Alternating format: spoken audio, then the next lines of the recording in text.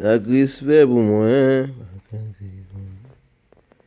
Les plus grands dans le royaume des cieux. Les scandales. En ce moment, les disciples s'approchèrent de Jésus et dirent, qui donc est le plus grand dans le royaume des cieux? Jésus a appelé un petit enfant, le plaça au milieu d'eux. Et dit, je vous le dis en vérité, si vous ne vous convertissez et si vous ne devenez comme les petits enfants, vous n'entrerez pas dans le royaume des cieux. C'est pourquoi quiconque se rendra humble comme ce petit enfant sera le plus grand dans le royaume des cieux, et quiconque reçoit en mon nom. Reçoit en mon nom. Reçoit en mon nom un petit enfant comme celui-ci me reçoit moi-même. Me voici, Seigneur. Alléluia. Me voici comme un enfant. Me voici, Seigneur. Me voici comme un enfant. Si quelqu'un scandalisait un de ces petits enfants, un de ces petits qui croient en moi, il vaudrait mieux pour lui qu'on lui suspendît à son cou une miel de moulin et qu'on le jetât au fond de la mer. Malheur au monde à cause des scandales, car il est nécessaire qu'il arrive des scandales. Et malheur à l'homme par qui le scandale arrive. Si ta main droite, ton pied, et pour toi une occasion de chute, jette-les. Coupe-les. Un, deux, trois, mieux vaut pour toi d'entrer dans la vie boitue, manchot, que d'avoir deux pieds et deux mains, d'être jeté dans le feu éternel. Et si ton œil est pour toi une occasion de chute, arrache-le. Jette-le loin de toi. Mieux vaut pour toi entrer dans la vie n'ayant qu'un œil que d'avoir deux yeux et d'être jeté dans le feu de la chaîne. Gardez-vous de mépriser un seul de ces petits. Car je vous dis que leur ange dans les cieux voit continuellement la face de mon Père. Voit continuellement la face de mon Père.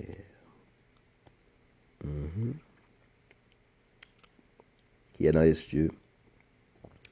Car le Fils de l'homme est venu sauver ceux qui étaient perdus.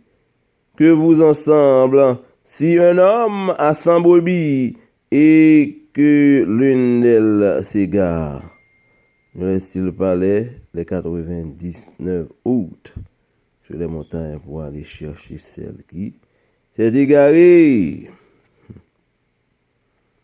Et s'il la trouve, je vous le dis en vérité, elle lui cause plus de joie que les 99 qui ne se sont pas égarés. De même, ce n'est pas la volonté de notre Père qui est dans les cieux qu'il se perde un seul de ses petits. Pardon des offenses.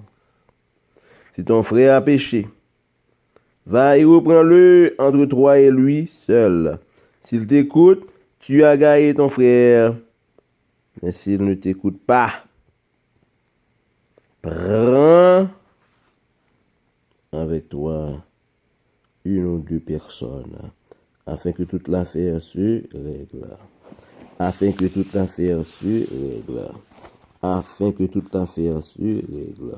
Sur la déclaration de 2 ou 3 personnes, sur la déclaration de 2 ou 3 témoins, s'il refuse de les écouter, dis-le à l'église. Et s'il refuse d'écouter l'église, qu'il soit pour toi comme un païen, un publicain, Je vous le dis en vérité, tout ce que vous lierez sur la terre sera lié dans le ciel, et tout ce que vous déliez sur la terre sera délié dans le ciel.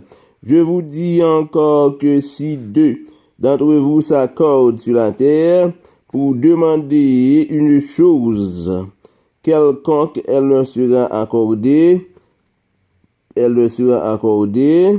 par mon Père qui est dans les cieux, car là où deux ou trois sont assemblés à mon nom, je suis au milieu d'eux.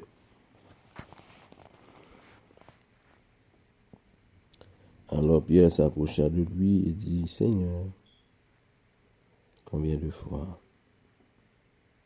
pardonner à mon frère, parce qu'il péchera contre moi? Cela jusqu'à 7 fois. Je lui dis, je ne te dis pas jusqu'à 7 fois, mais jusqu'à 70 fois, 7 fois.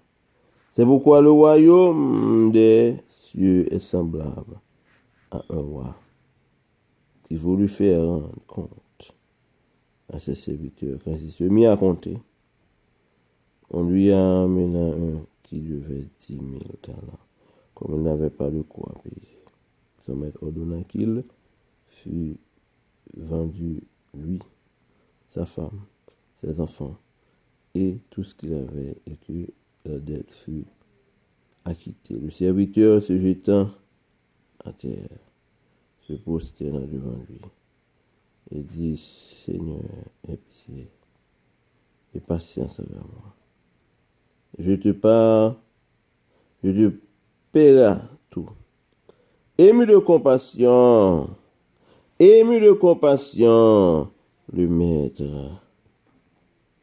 de ce serviteur le laissa aller et lui remit la dette. Après qu'il fut sorti, ce serviteur rencontra un de ses compagnons qui lui devait 100 deniers. Il le saisit et l'étrangla en disant, parce que tu me dois. Parce que tu me dois.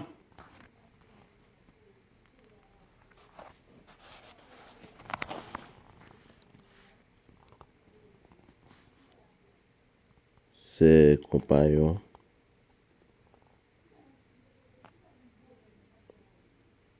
se jetant à terre. Son compagnon se jetant à terre, le suppliait disant, aie pitié, aie patience envers moi. Je te paierai. Et je te paierai.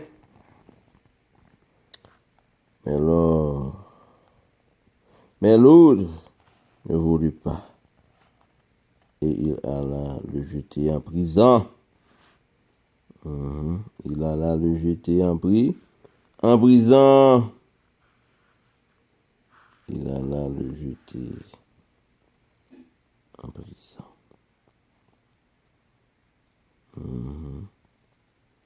Jusqu'à ce qu'il ait payé ce qu'il devait. Ses compagnons, ayant vu ce qui était arrivé, furent profondément attristés et allaient raconter à leur maître tout ce qui était passé. Alors le maître fit appel à ce serviteur, lui dit, méchant serviteur, méchant serviteur. Méchant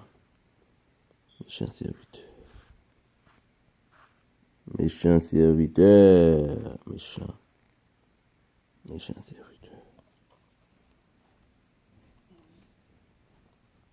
Il t'avait remis en entier ta dette parce que tu m'en avais supplié.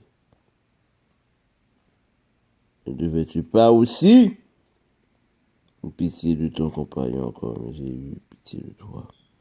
Son maître irrité le livra au bout jusqu'à ce qu'il ait payé tout ce qu'il devait. C'est ainsi que mon Père céleste, peut-être, si chacun de vous me pardonne à son frère de tout son